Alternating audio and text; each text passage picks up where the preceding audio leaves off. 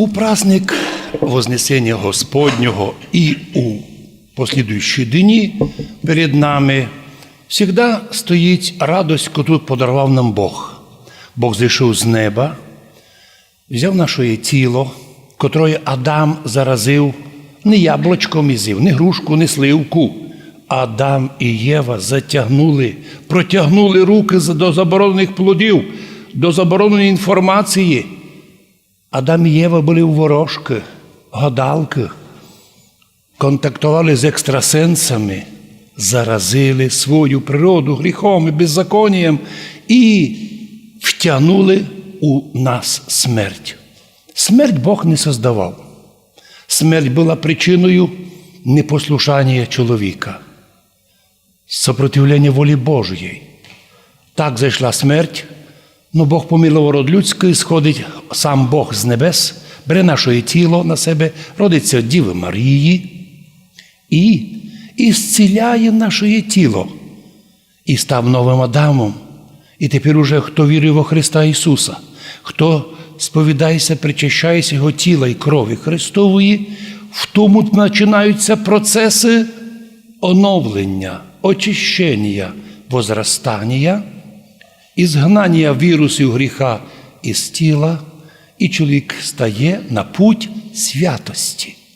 Тільки такі люди, котрі очистилися, омилися від гріхів і беззаконій, можуть вернути в Царство Божє. Тільки тут і діти, котрі вже зцілилися, вилікувалися від туберкульоза, приймуть їх у клас знову в школу. Поки діти туберкульозні, їх не пустять у клас, бо заразять других. Гріх – це воістину некий духовний туберкульоз. Коли чоловік красавець, а вірус маленький туберкульоз зайшов у нього, і дивишся, уже красавець блідий, а вже 40 градусів температура в нього, а чоловік паде, а сили немає. Щось сталося з чоловіком, а маленький вірус зайшов. Но гріхи – це є віруси, причому віруси різного плану. Віруси інформаційні, найстрашні. Віруси, коли ми очами завідуємо, зла желаємо, коли нас мучить, чому-то у брата свого всього добре, а у мене нет. І ти лише так подумав, а вірус скочив і заразив. Очами можна стати блудником, казав Ісус. Древнім було сказано, не пожалай жени ближнього, а я вам кажу у Новому Завіті, хто лиш подивиться на жінку з думками блудними, уже прелюбодій, грішник і блудник єсть. Така висока вимога християнам.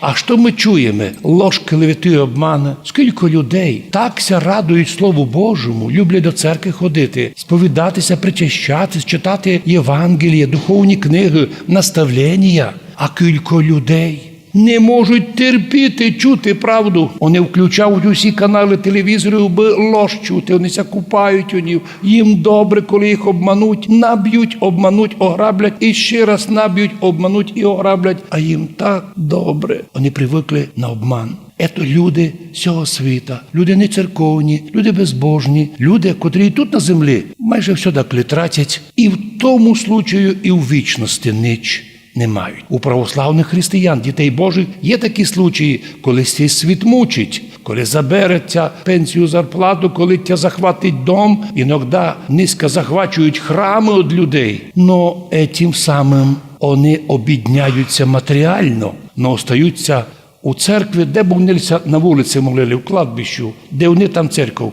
Бо Бог з ними, але в такому случаї вони втратили щось на землі, но приобретають на небесах. Іменно Бог зійшов на небо. Коли вознісся на небо, то не лишив наше тіло, а вознісся з нашим тілом на небо, як ми віруємо в символі віри, сів Ісус одесною справа, з правої сторони Бога Отця. А тепер нам відкриті двері. Хто хоче вернутися в Царство Божє, той має таку можливість. Хто повірував научним атеїстам, що після смерті ніч не є, чоловік умер, все, пропавись, то тут на землі починає грабити, красти, обманювати.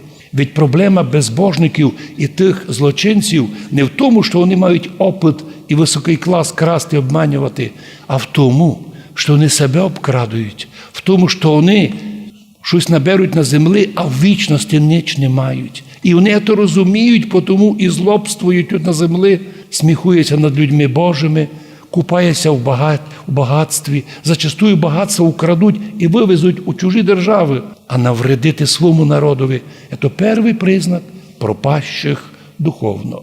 На щастя, таких людей немного, правда, вони хорошо організовані, але більша частина людей – це наші благословенні Божі діти, котрі тут на землі знають, що Бог управляє міром. Бог ніколи не лишить чоловіка без допомоги.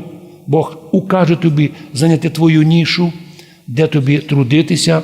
Ти будеш мати і кусок хліба, і одежу, і дом. Все будеш мати. Твоя задача – не повірити лжепроповідникам. Ніч нас немає, ту й затримувати. Спортсмен, котрий біжить марафонський біг, він знімає з себе дорогу обув, таку має прекрасну зимну шапку, але він її знімає. Чому? Да тому, що во время біга йому то все буде мішати. Всі ті чемодани набиті багатством і платтям не бере з собою спортсмен на марафон. Він все кидає. Легку спортивну обув, легкий спортивний костюм і біжить. На марафоні його хочуть зманути із марафона друзі, знайомі, кумов'я. Сійди з дистанції, подь до нас. А він нікого не слухає. Він біжить, у нього ціль – дойти вовремя до фініша. Щось подобне і в нас християн.